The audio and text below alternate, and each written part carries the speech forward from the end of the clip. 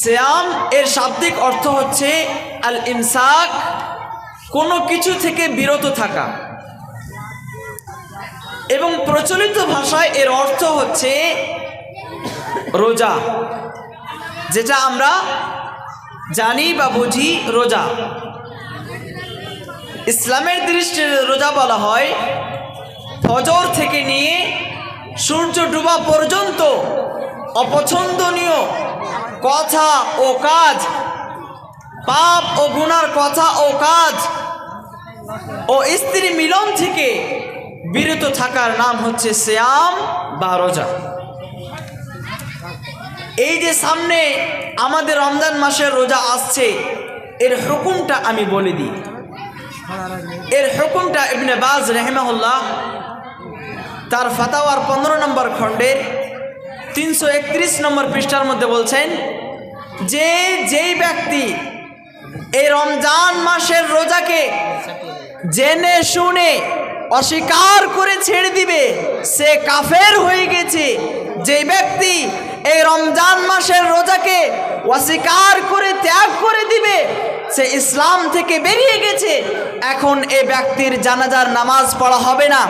এখন এই রোজা ত্যাগকারী ব্যক্তির মুসলমানদের কবরে কবরস্থ করা যাবে না।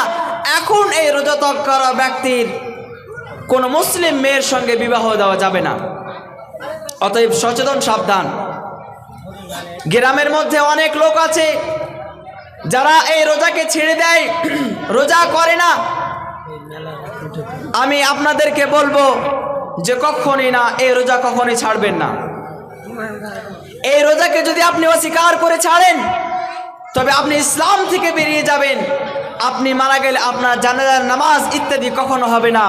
যে মতো কাফেরদের সঙ্গে ব্যবহার করা হয় সেই মতো আপনাদের সঙ্গে ব্যবহার করা হবে। আমি আরেকটু আপনাদের দৃষ্টি আকর্ষণ করতে চাইব। আমি ভলেন্টিয়ারদেরকে বলবো যে আপনারা একটু মেলা যেখানে বসে সেখানে যান, বিষয়টা একটু নিয়ন্ত্রণ করেন।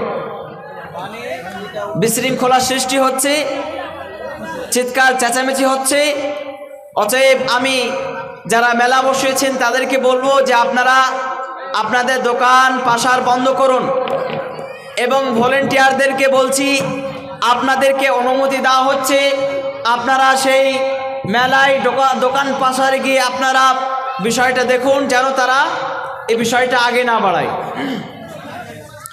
তো আমি যেটা বলছিলাম, কেউ যদি রোজাকে অস্বীকার করে ছেড়ে দেয় তাহলে সে ইসলাম থেকে বেরিয়ে যাবে। হোক সে একজন আলেমের ছেলে, হোক সে একজন ডাক্তারের ছেলে, হোক সে একজন ইঞ্জিনিয়ারের ছেলে, সে মারা গেলে তার জানাজার নামাজ কখনোই পড়া যাবে না। অতএব সচেতন, সাবধান। এই রমজান মাসের রোজা হচ্ছে অপরিহার্য, কখনোই ছাড়া যাবে না।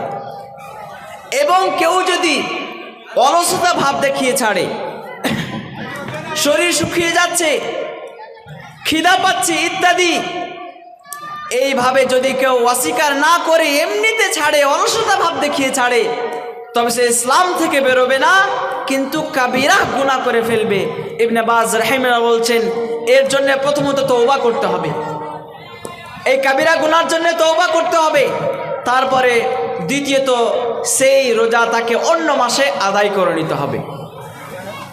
সম্মানিত সুধী, এরপরে আমি এগিয়ে যাই এই রমজান মাসের সিয়ামের রুকুন এবং শর্তর দিকে। যেই কোনো জিনিসের কিছু শর্ত থাকে, কিছু রুকুন থাকে।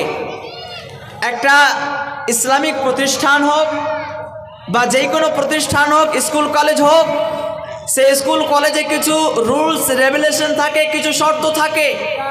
এই মতো আমাদের সামনে 23 বা 24-এ যে সিয়াম রোজা আসছে, এরও কিছু রুলস এবং শর্ত রয়েছে। প্রথমত 5টি শর্ত রয়েছে এই রমজান কারা রাখবে। প্রথম নম্বর হচ্ছে আল মুসলিম, যারা মুসলমান হবে তারাই রোজা রাখবে। মুসলমান ছাড়া কেউ রোজা রাখতে পাবে না। আমরা অনেকে শুনেছি যে অনেক পুলিশ রোজা রাখে, অনেক হিন্দু অফিসার রোজা রাখে, 30 দিন রোজা রাখে। এই রোজা রাখা তাদের কোনো কাজে আসবে না। তার কারণ রোজা রাখার জন্য প্রথম শর্ত হচ্ছে মুসলিম হওয়া। তো যে সমস্ত মুসলিম রোজা রাখছে এই রোজা তাদের কোনো কাজেই আসবে না। এই মতো দ্বিতীয় শর্ত হচ্ছে আকিল হওয়া, অর্থাৎ সুস্থ মস্তিষ্ক হওয়া। অর্থাৎ যদি কেউ পাগল হয়, পাগলের উপরে রোজা নেই, তার কোনো গুনাহ হবে না, তাকে জিজ্ঞাসিত করা হবে না। এই মতো তৃতীয় নম্বর শর্ত হচ্ছে বালেগ হওয়া, অর্থাৎ বাচ্চার উপরে যতদিন না সে বালেগ হয়েছে তার উপরে রোজা ফরজ নয়। এই মতো চতুর্থ মুকিম হওয়া, অর্থাৎ বাড়িতে উপস্থিত রয়েছে এমন অবস্থা হওয়া। যদি কেউ ভ্রমণে গিয়েছে, কলকাতা, দিল্লি, মুম্বাই, কেরালা কোনো জায়গাতে কোনো কাজের জন্য গিয়েছে, এর উপরে রোজা রাখা অপরিহার্য নয়, মুস্তাহাব। যদি তার সফর কমল হয়, যদি তার সফর আরামদায়ক হয়, তবে সে রোজা রাখতে পারে।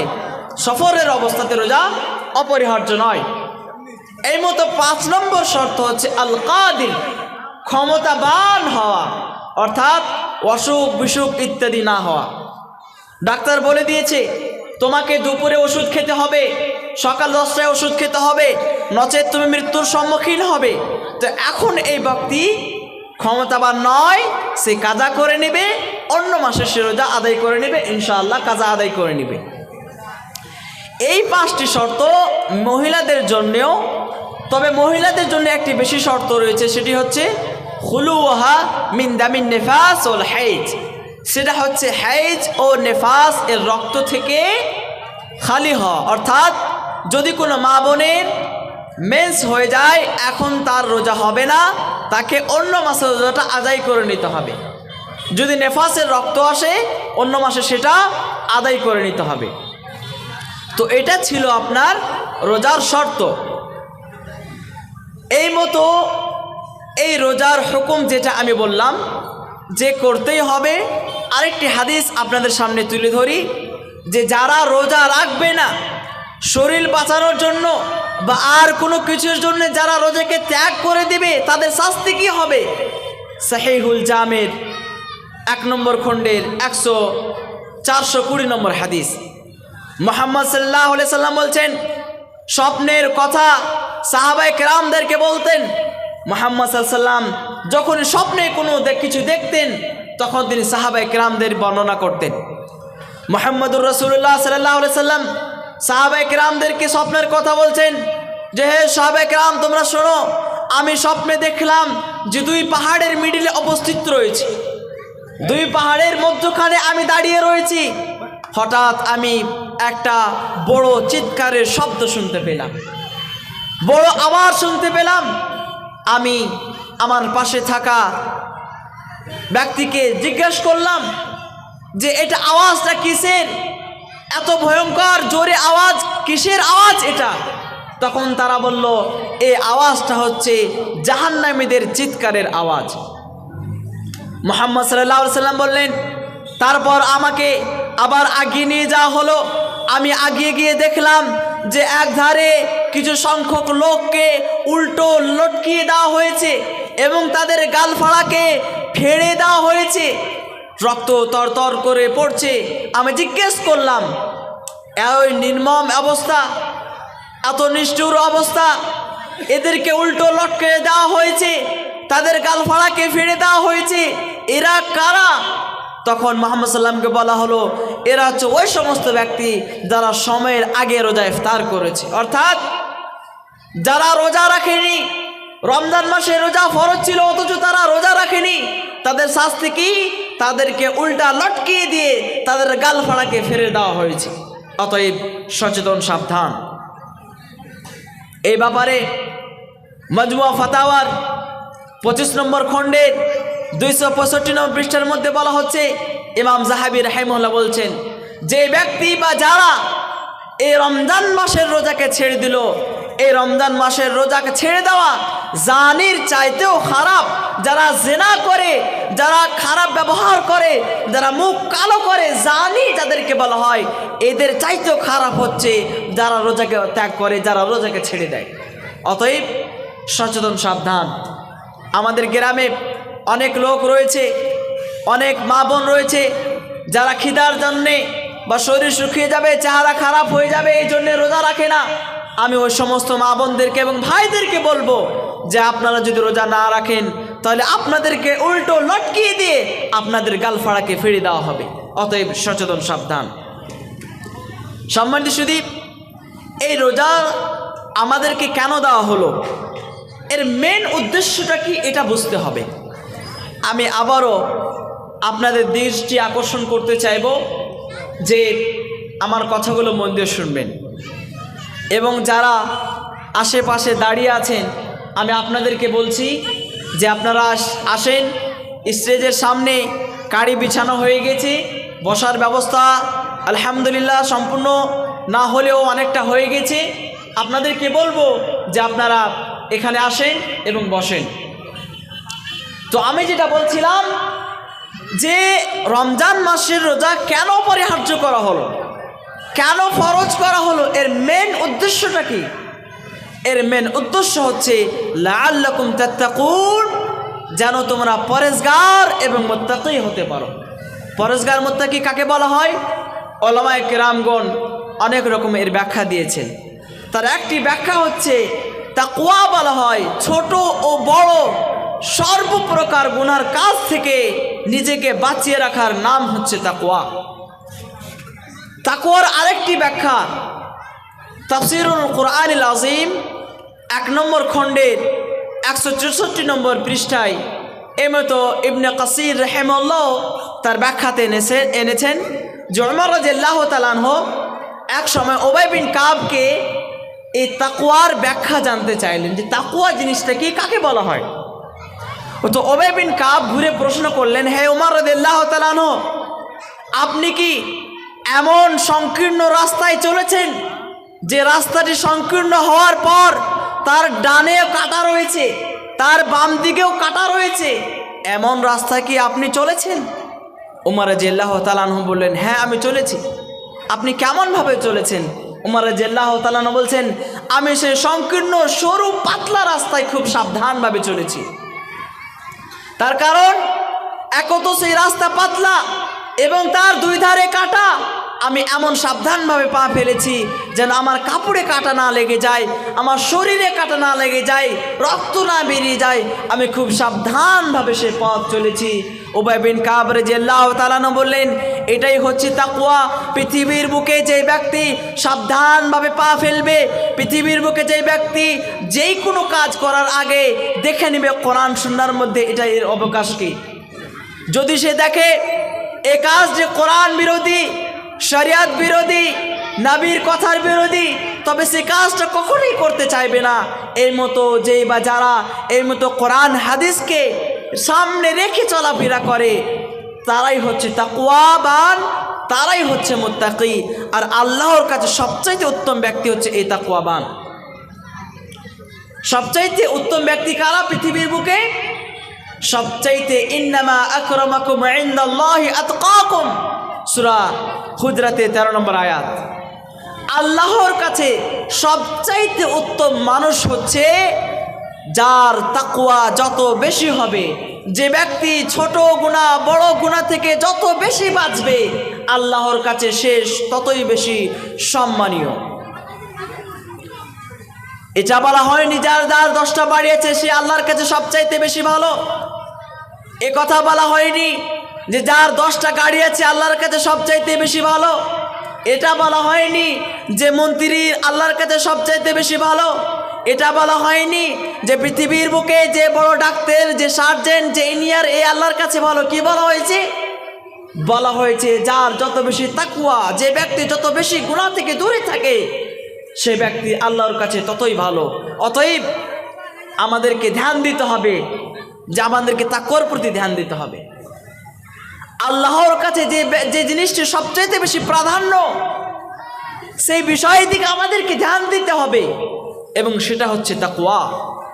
এবং এই তাকওয়া অর্জন করতে গিয়ে সবচাইতে বেশি আমাদেরকে সহযোগিতা করবে যে বিষয়টি বা অনেক বেশি সহযোগিতা করে থাকে এই সিয়াম, এই রমজান মাসের রোজা। কেমন করে?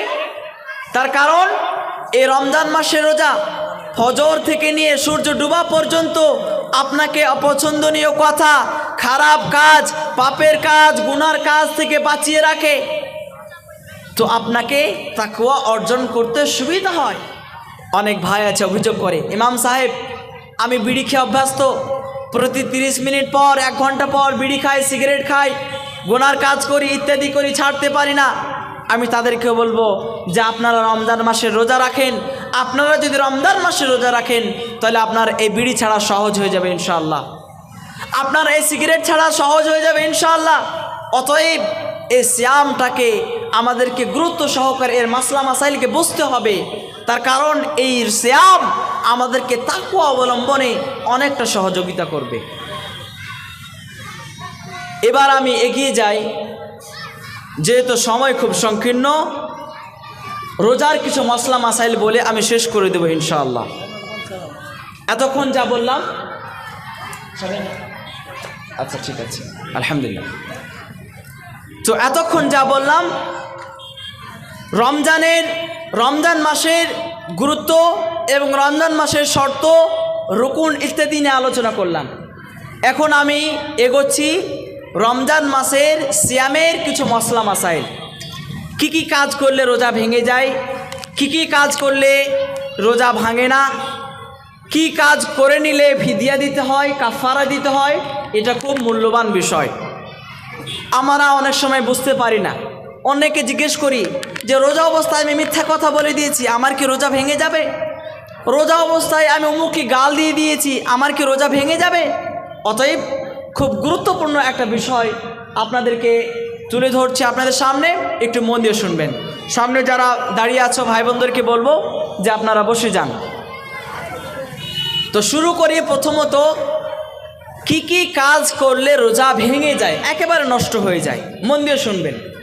যেহেতু এই রোজা সামনে যে আসছে অপরিহার্য একটি রোজা, এই রোজা ফরজে আইন, ইসলামের একটি স্তম্ভ। ইসলামের যে 5টি স্তম্ভ রয়েছে, সে 5টি স্তম্ভের মধ্যে হচ্ছে একটি এই রোজা। শুরু করার আগে আমি আরেকটি কথা বলে দিই যে ওলামায়ে কেরামগণ বলেছেন মারাতিবুদ্দিন সালাসা, দিনকে প্রথমত 5 ভাগে ভাগ করেছেন।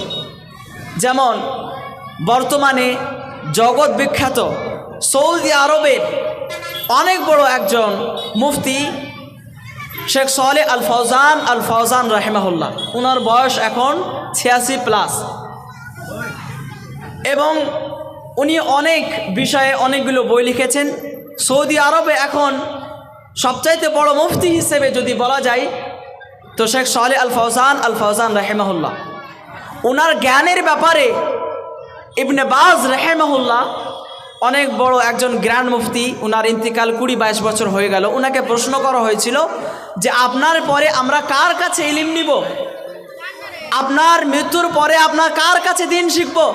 তো ইবনে বাজ রাহিমাহুল্লাহ বলছেন যে আনতুম তাযহাবুন ইলা শেখ সালেহ আল ফৌজান, তোমরা শেখ সালেহ আল ফৌজানের কাছে যাবে, তার কাছে ইলম নিবে। এই মতো ইবনে উসাইমিন রাহিমাহুল্লাহকে জিজ্ঞেস করা হয়েছিল, তিনিও বলেছিলেন যে তোমরা ইবনে ফৌজানের কাছে যাবে। তিনি হচ্ছেন বাকিয়াতুস সালাফ, যিনি ইবনে বাজের ফতোয়া পাননি, ইবনে বাজকে দেখতে পাননি, ইবনে উসাইমিন রাহিমাহুল্লাহর ফতোয়াকে পাননি। আমি আপনাদেরকে বলবো আপনারা শেখ সালেহ আল ফৌজানকে ফলো করুন। তিনি হচ্ছেন বাকিয়াতুস সালাফুস সালেহ। তো শেখ সালেহ আল ফৌজান তিনি বলছেন মারাতিবুদ্দিন সালাসা, দিনের মার্তাবা হচ্ছে 3টি, অর্থাৎ দিনকে 3 ভাগে ভাগ করা হয়েছে।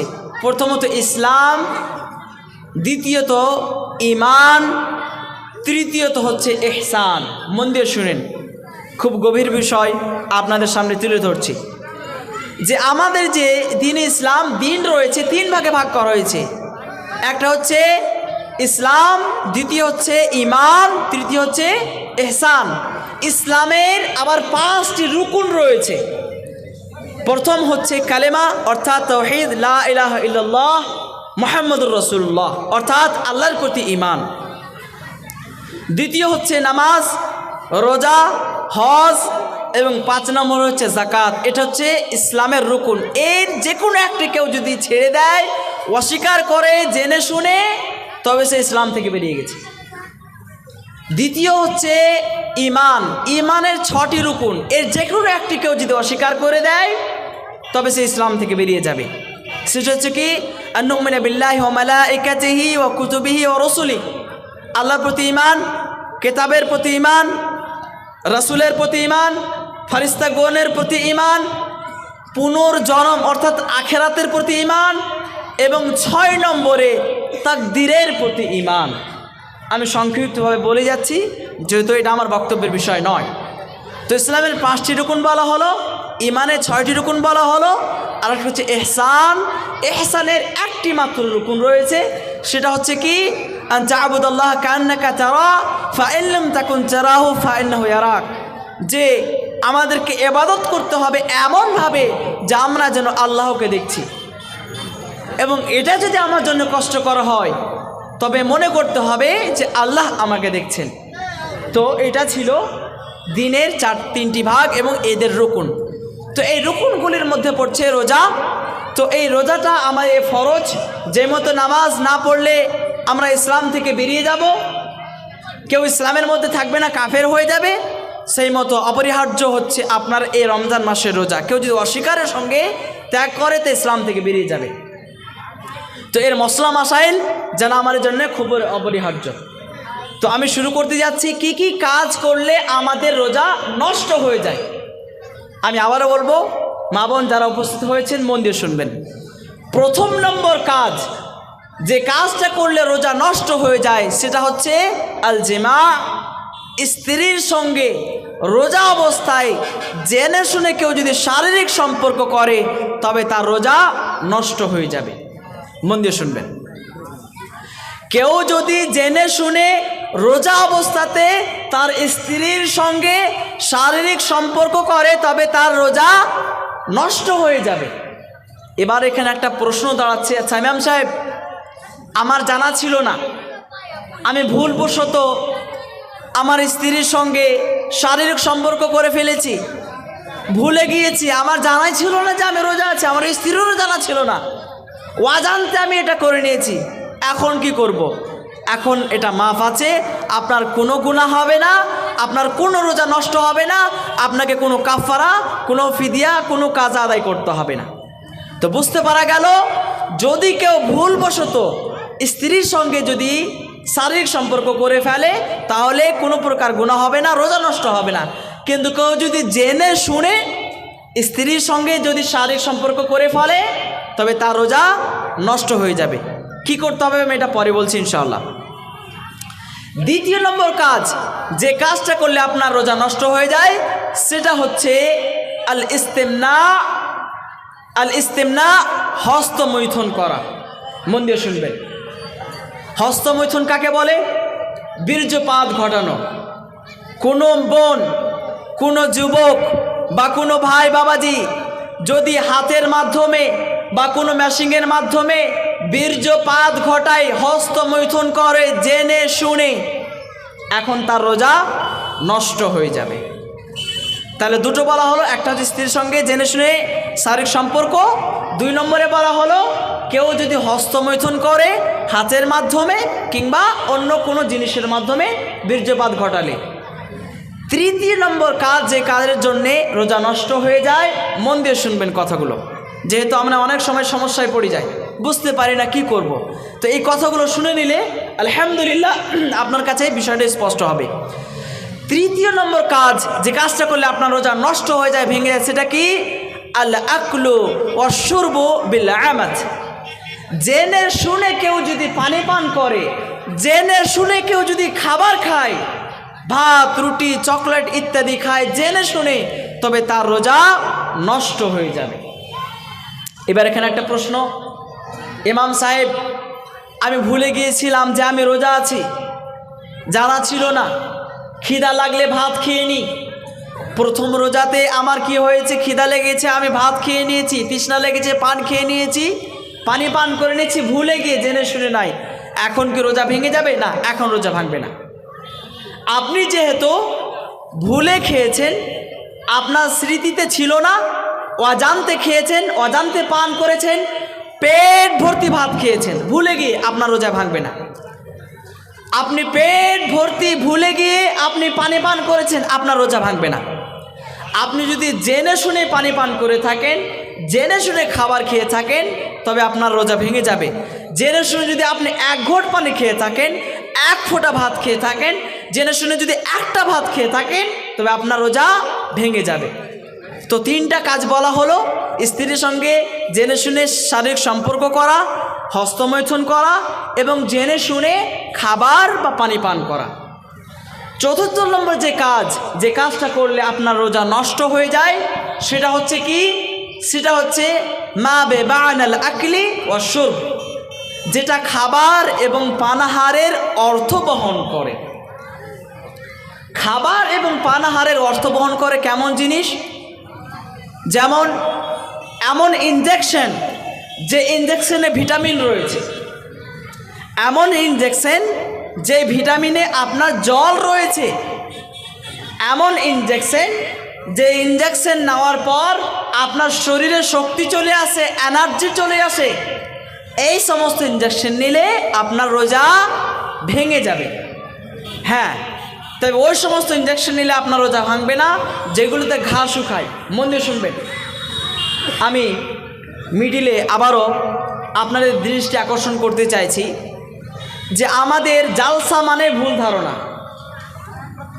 আজকে আমাদের একেবারে ধারণাটাই ভুল যে জালসা মানে সুন্দর সুর দিয়ে কথা বলবে, জালসা মানে চিৎকার করে কথা বলবে, জালসা মানে গাজাল বলবে না। এটা জালসার অর্থ নয়, এটা ভুল অর্থ।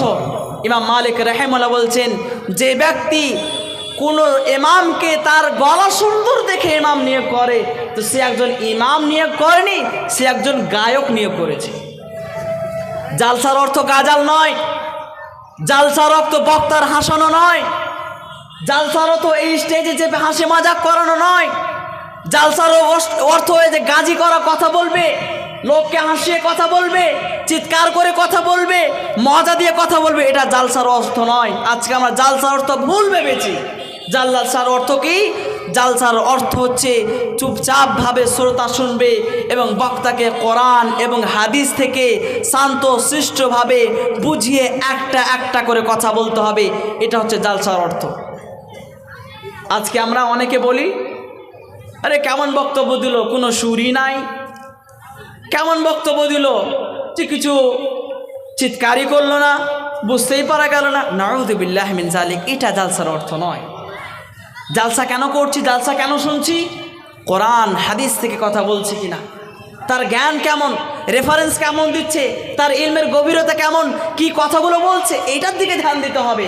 কিন্তু আজকে আমাদের ধ্যান রয়েছে সুর কখন দিবে, গাজাল কখন বলবে। গাজাল দিয়ে জান্নাত পাওয়া যায় না, সুর দিয়ে জান্নাত পাওয়া যায় না।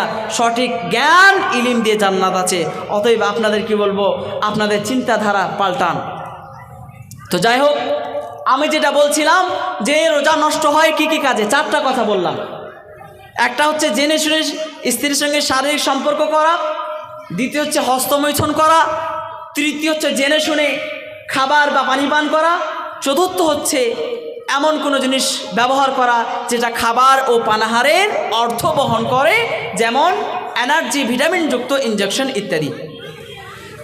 5 নম্বরে যে কাজটা করলে আপনার রোজা নষ্ট হয়ে যায় সেটা হচ্ছে কি? সেটা হচ্ছে হাজামা করা। অর্থাৎ এ ব্যাপারে ওলামাদের মধ্যে মতভেদ আছে। হাজামা মানে রক্ত বার করা।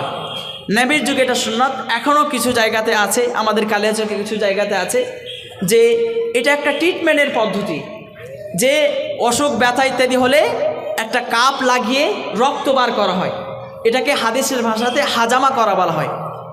তো ওলামাদের দ্বিমত হয়েছে হাজামা করলে রোজা ভাঙে কিনা। সৌদি আরবের ফাতুয়া বোর্ড, ফাতুয়া লাজনা আর দায়মা, ওনাকে জিজ্ঞেস করা হয়েছিল, সে সমস্ত ওলামায়ে কেরামদের গ্রুপকে জিজ্ঞেস করা হয়েছিল। তো ওনারা বলেছেন যে এখানে 2 রকমেরই হাদিস আছে, তবে রাজেহ কাউল হচ্ছে রোজা ভেঙে যাবে। তো হাজামা করলে এই মতো এই ট্রিটমেন্টটা করলে রোজা আপনার ভেঙে যাবে। এই মতো 6 নম্বরে যে কাজটা করলে আপনার রোজা নষ্ট হয়ে যায়, ফরজ নষ্ট হয়ে যায়, সেটা হচ্ছে কি? সেটা হচ্ছে আল কাইউ আমাদান, জেনে শুনে বমি করা। মা বোনেরা মন দিয়ে শুনেন, কেউ যদি জেনে শুনে বমি করে তবে তার রোজা নষ্ট। আর অনিচ্ছাকৃতভাবে যদি হয়ে যায়, এমনিতেই যদি হয়ে যায়, তাহলে তার রোজা নষ্ট কখনোই হবে না। যেমন আমাদের খাবার দেখেন, ইফতারি।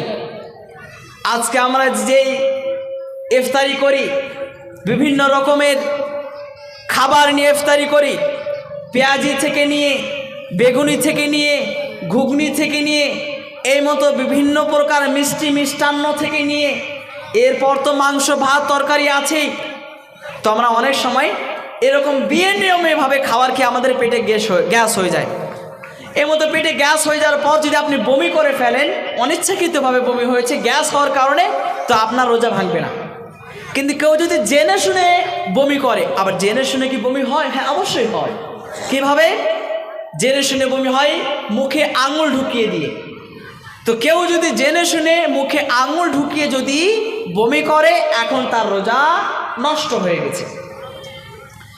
7 নম্বরে হচ্ছে, আপনার যদি রোজা অবস্থায় কোনো বোনের বা কোনো মায়ের যদি মেন্স চলে আসে, মাসিক যে রক্ত হয়, এ রক্ত যদি চলে আসে, তবে সেই মা বোনকে রোজাকে সেখানেই ভেঙে দিতে হবে। সে খাবার খেতে পারবে, তার রোজা এমনিতেই হবে না, নষ্ট হয়ে গিয়েছে, অন্য মাসে তাকে কাজা আদায় দিয়ে দিতে হবে। তো 7টি কাজ বললাম, ভালোভাবে মনে রাখবেন। এই 7টি কাজ করলে আপনার রোজা নষ্ট হয়ে যায়। আমি আবার গণনা করিয়ে দিচ্ছি।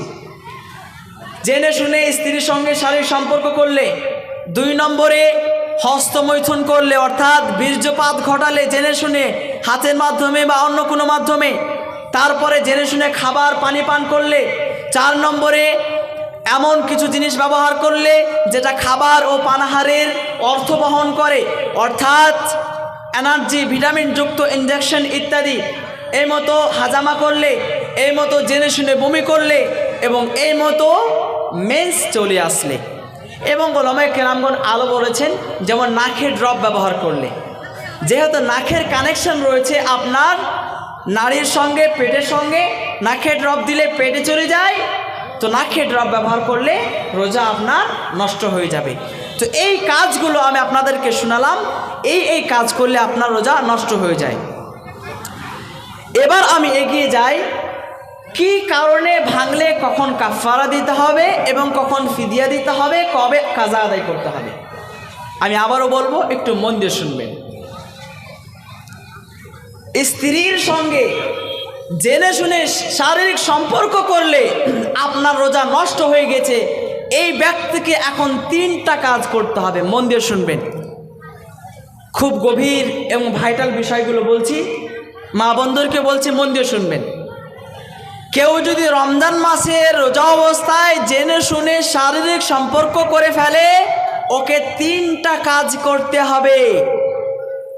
প্রথম নম্বর কাজ হচ্ছে, তাকে প্রথমত আল্লাহর কাছে তওবা করতে হবে, যেহেতু সে হারাম কাজ করেছে। রোজা অবস্থায় শারীরিক সম্পর্ক হারাম, রাত্রে করতে পারবে। রমজান মাসে রাত্রে স্ত্রীর সঙ্গে আপনি শারীরিক সম্পর্ক করতে পারবেন। কেউ যদি রোজা অবস্থায় জেনে শুনে শারীরিক সম্পর্ক করে ফেলে, 3টা কাজ করতে হবে। প্রথমত তাকে তওবা করতে হবে, আল্লাহর কাছে ক্ষমা চাইতে হবে। দ্বিতীয় নম্বর কাজ হচ্ছে, তাকে কাফারা আদায় করতে হবে। মুসলিম শরীফের 1111 নম্বর হাদিস, সংক্ষিপ্তভাবে বলছি। একজন সাহাবী রাদিয়াল্লাহু তাআলা আনহু তিনি এসে বলছেন, ইয়া রাসূলুল্লাহ, আমি ধ্বংস হয়ে গেলাম। কি হয়েছে? আমি আমার স্ত্রীর সঙ্গে শারীরিক সম্পর্ক করে ফেলেছি রোজা অবস্থায়। মুহাম্মদ সাল্লাল্লাহু আলাইহি ওয়াসাল্লাম বললেন, তুমি কি গোলাম আজাদ করার ক্ষমতা রাখো? তিনি বললেন না। তুমি কি 60 দিন কন্টিনিউ রোজা রাখার ক্ষমতা রাখো? তিনি বললেন না। তুমি কি 60টা মিসকিনকে, ফকিরকে খাবার খেলানোর ক্ষমতা রাখো? তিনি বললেন না। এই মতো লম্বা হাদিস রয়েছে, আমি আর বললাম না। তো যেই ব্যক্তি রোজা অবস্থায় শারীরিক সম্পর্ক করে নেবে স্ত্রীর সঙ্গে, তাকে 3টা কাজ করতে হবে। প্রথমত তওবা, আল্লাহর কাছে ক্ষমা চাইতে হবে। দ্বিতীয়ত তাকে কাফারা দিতে হবে। কাফারাটা কি? তাকে প্রথমত গোলাম আজাদ। কোনো মুসলমান যদি জেলে বন্দি থাকে, তার কোনো দোষ নেই, বা সে তওবা করে নিয়েছে, জেলার বলছে 1 লাখ টাকা দিলে তাকে ছেড়ে দেওয়া হবে। এখন আপনাকে 1 লাখ টাকা দিয়ে সেই মুসলমান গোলামকে আজাদ করতে হবে। আপনি যদি বলেন, ইমাম সাহেব আমার এতটি ক্ষমতা নেই, আমি হচ্ছি গরিব, তবে আপনি যে আপনার স্ত্রীর সঙ্গে রোজা অবস্থায় শারীরিক সম্পর্ক করেছেন, কাফারা দিতে গিয়ে যদি না পারেন গোলাম আজাদ করতে, 2 নম্বরে আপনাকে 2 মাস অর্থাৎ 60 দিন 60 ডেজ কন্টিনিউ উইদাউট অ্যাবসেন্ট আপনাকে রোজা রাখতে হবে। মন দিয়ে শুনবেন এবং কথা একটু কম বলবেন, যেহেতু ভাইটাল বিষয় নিয়ে আপনাদের সঙ্গে আলোচনা করছি। যদি ধ্যান অন্যদিকে রাখেন তাহলে ভুল ফতোয়া হয়ে যাবে, আর যদি কথা বলেন তো ভুল জ্ঞান যাবে। অতএব যখনই বক্তব্য শুনবেন মন দিয়ে শুনবেন বা সরে যাবেন। একজন লোক মন দিয়ে বক্তব্য শুনেনি, বা যদি মন দিয়ে কেউ খুতবা না শুনে, কোরআন হাদিসের কথা না শুনে কতটা ক্ষতি হতে পারে একটা জাস্ট উদাহরণ দিয়ে তারপরে এগিয়ে যাব। একজন ইমাম বলছেন যে আল হাব্বাতুস সাউদা এটা অনেক উপকারী জিনিস, কালো জিরা অনেক উপকারী জিনিস। একজন ভুল করে শুনে নিয়েছে আল হাইয়াতুস সাউদা মানে কালো সাপ, আল হাব্বাতুস সাউদা, কিন্তু শুনতে ভুল করেছে আল হাইয়াতুস সাউদা কালো সাপ। এখন সে যদি কালো সাপ খায় তার কি অবস্থা হবে বলেন তো? কালো সাপ বিষাক্ত, সে মারা যাবে। অতএব যখন কোরআন হাদিসের কথা শুনবেন মন দিয়ে শুনবেন, তারপরে আমল করবেন। তো আমি যেটা বলছিলাম যে রোজা অবস্থাতে কেউ যদি শারীরিক সম্পর্ক করে নেয় জেনে শুনে স্ত্রীর সঙ্গে 3টা কাজ করতে হবে। প্রথমত তওবা করতে হবে, তওবা করার পর তাকে কাফারা দিতে হবে। কাফারা প্রথমত তাকে গোলাম আজাদ করতে হবে। গোলাম আজাদ করার ক্ষমতা না থাকলে তাকে 60 দিন রোজা রাখতে হবে উইদাউট অ্যাবসেন্ট, এনি অ্যাবসেন্ট। যদি শরীয়তে কোনো উজুর থাকে, অসুখ হয়ে গেল, জ্বর জ্বালা হয়ে গেল, ডাক্তার বলছে ওষুধ খেতে হবে, তো অ্যাবসেন্ট করা যাবে, নচেত এমনিতে কোনো অ্যাবসেন্ট করা যাবে না। আপনাকে 60 দিন 2 মাস রোজা রাখতে হবে। কেন? আপনি রোজা অবস্থায় নিজের স্ত্রীর সঙ্গে শারীরিক সম্পর্ক করেছেন। যদি আপনার 2 মাস কন্টিনিউ রোজা রাখার ক্ষমতা না থাকে তবে আপনাকে 60টা মিসকিনকে খাবার খিলাতে হবে। তাহলে কি বুঝতে পারলাম? যারা রোজা অবস্থায় শারীরিক সম্পর্ক করবে তারা তওবা করবে, আর এই 3টা নিয়মে কাফারা আদায় করবে। 3য় নম্বর কাজ যেটা করতে হবে কি, এই রোজার আবার তাকে কাজা আদায় করতে হবে, তাকে আবার কাজা আদায় করতে হবে। তো কাফারা শুধু বুঝতে পারা গেল শুধু ওই ব্যক্তিকেই দিতে হবে যে রোজা অবস্থায় নিজের স্ত্রীর সঙ্গে কি করবে, শারীরিক সম্পর্ক করবে, ওকেই শুধু কাফারা দিতে হবে। আর অন্য কোনো বিষয়ে রোজা ভাঙলে কাফারা তাকে কখনই দিতে হবে না। আর অন্য কোনো রোজা ভাঙার কারণে কাফারা দিতে হবে না। একটাই মাত্র কারণ, যে কারণে রোজা ভাঙলে কাফারা দিতে হয়, সেটা হচ্ছে স্ত্রীর সঙ্গে মিলন করলে। কেউ যদি রোজা অবস্থায় হস্তমৈথুন করে, বীর্যপাত ঘটায়, তবে এর জন্য ফিদিয়াও নাই, কাফারও নাই। কি করতে হবে? তাকে তওবা করতে হবে। ভালো করে শুনুন যারা যুবক আছে, যদি কেউ রোজা অবস্থায় হস্তমৈথুন করে ফেলে, এর উপরে কাফারও নাই, ফিদিয়াও নাই, তার উপরে আছে তওবা করতে হবে এবং তাকে অন্য মাসে এর কাজা আদায় করে নিতে হবে। ফিদিয়া কারা দিবে? ফিদিয়া দিবে কারা? ফিদিয়া দিবে যারা বয়স্ক ব্যক্তি। সূরা বাকারার মধ্যে আল্লাহ পাক বলেছেন যে ফিদিয়া কারা দিবে? এমন ব্যক্তি বয়স্ক, রোজা রাখার ক্ষমতা নেই, ডাক্তার বলছে তুমি যদি রোজা রাখো তুমি বিছানায় পড়ে যাবা, তো বয়স্ক বুড়ো ব্যক্তি যারা আছে এরা ফিদিয়া আদায় করবে। এখানে একটা প্রশ্ন, ইমাম সাহেব আমি রোজা রাখতে পারি না, অসুস্থ ব্যক্তি, আমি আমার নাতিকে বা পোতাকে বা অন্য কোনো মানুষকে রোজা রাখাচ্ছি, এটা কি রোজা রাখা চলবে? না, এটা রোজা রাখা যাবে না। সূত্র ভালোভাবে মনে রাখবেন, যে ব্যক্তি জীবিত আছে সেই জীবিত ব্যক্তির পক্ষ থেকে কখনোই রোজা রাখানো যাবে না। জীবিত ব্যক্তির পক্ষ থেকে কেউ রোজা রাখতে পারে না, রোজা রাখা যাবে না। একটি মাত্র অবস্থা, যে অবস্থাতে কাউরির পক্ষ থেকে রোজা রাখা যায়, সেটা হচ্ছে মারা গেলে। কেউ রমজান মাসের 10 তারিখে মারা গেছে, 10টা রোজা কাজা ছিল, অসুখ ছিল, রাখতে পারেনি, এখন মারা গেছে, এই মৃত ব্যক্তির পক্ষ থেকে 10টা রোজা রেখে নেবে তার ওয়ারিসগণ। কিন্তু একজন বেঁচে আছে আর সে অন্যকে রোজা রাখাচ্ছে, এই নিয়মে রোজা রাখা হাদিস কোরআনে নেই, তাকে ফিদিয়া দিতে হবে। আচ্ছা, ফিদিয়া কি দিবে? কোন নিয়মে ফিদিয়া দিবে? কত পরিমাণ ফিদিয়া দিবে খুব গুরুত্বপূর্ণ বিষয়, মন দিয়ে শুনবেন। ওলামায়ে কেরামগণ মতভেদ করেছেন, কাছাকাছি হচ্ছে 1.5 কিলো চাল। আমি একেবারে সারমর্ম মুদ্রা কথা বলছি।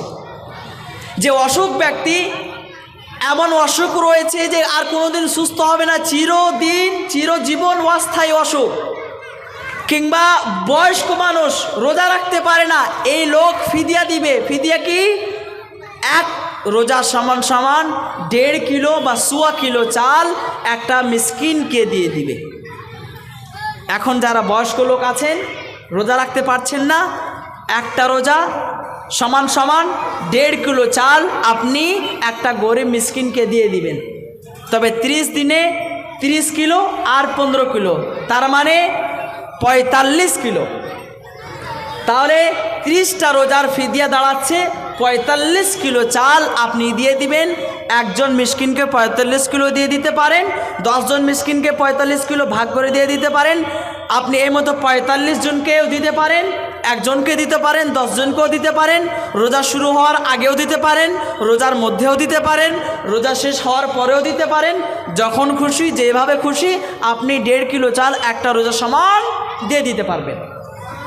এই মতো তার সঙ্গে আপনি কিছু তরকারিও দিয়ে দিলে ভালো, ওলামায়ে কেরামগণ বলেছেন।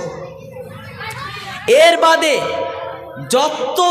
যত কাজে আপনার রোজা ভাঙবে, আপনাকে ফিদিয়া দিতে হবে না, আপনাকে শুধু কাজা আদায় করতে হবে। কথার কথা, আজকে রোজা আছি, আমি অ্যাক্সিডেন্ট হয়ে গেলাম, ডাক্তার ওষুধ লিখে দিল, এখন আমাকে রোজা ছেড়ে দিতে হবে। কোনো আমাকে ফিদিয়া দিতে হবে না, কোনো কাফারা দিতে হবে না, আমাকে পরের মাসে এটা আদায় করে নিতে হবে। কাফারা শুধু দিতে হবে স্ত্রীর সঙ্গে শারীরিক সম্পর্ক করলে। এবার আপনাদের সামনে 2-1 মিনিটে বলি কি কি কাজ করলে রোজা ভাঙে না। রোজা অবস্থায় চুল, নখ ইত্যাদি কাটতে পারেন, এখানে রোজা নষ্ট হয় না। মন দিয়ে শুনবেন, রোজা অবস্থায় চুল, নখ, শরীরের যে কোনো অংশ পরিষ্কার করতে পারবেন, এখানে রোজা ভাঙবে না। দ্বিতীয় বিষয়, রোজা অবস্থায় কানে ড্রপ ব্যবহার করতে পারি কি না? এর উত্তর হচ্ছে, ওলামায়ে কেরামগণ বলেছেন, শেখ সালেহ আল ফাওজানের বইয়ে, ফতোয়ার বইয়ে আপনারা পেয়ে যাবেন, ইবনে বাজ, ইবনে উসাইমিনদের ফতোয়ার বইয়েও পেয়ে যাবেন, যে রোজা অবস্থায় কেউ যদি কানে ড্রপ ব্যবহার করে রোজা ভাঙবে কি না? না, রোজা ভাঙবে না। কেউ যদি রোজা অবস্থায় কানে ড্রপ ব্যবহার করে তো তার রোজা ভাঙবে না, যেহেতু কানের সম্পর্ক পেটের সঙ্গে নেই। অতএব কেউ যদি কানে রোজা অবস্থায় ড্রপ ব্যবহার করে তাহলে তার রোজা ভাঙবে না। এর মতো প্রশ্ন, কেউ যদি রোজা অবস্থায় চোখে ড্রপ ব্যবহার করে তাহলে তার রোজা ভাঙবে কি না? না, চোখে ড্রপ ব্যবহার করলে তার রোজা কখনোই ভাঙবে না। এই মতো কেউ যদি রোজা অবস্থায় দাঁত তুলে, দাঁতের ব্যথা হচ্ছে, সকাল 10টা-12টা হয়েছে, দাঁতের ব্যথা শুরু হয়েছে, থাকতে পারি না, আমি রোজা আছি, আমি কি দাঁত তুলতে পারি? আমার কি রোজা ভেঙে যাবে? না, আপনার রোজা ভাঙবে না। আপনি রোজা থাকা অবস্থায় দাঁত তুলতে পারবেন, দাঁত তুললে সেই পরিমাণে রক্ত বের হয় না। অতএব ওলামায়ে কেরাম বলেছেন যে রোজা অবস্থায় দাঁত তুলতে পারবেন।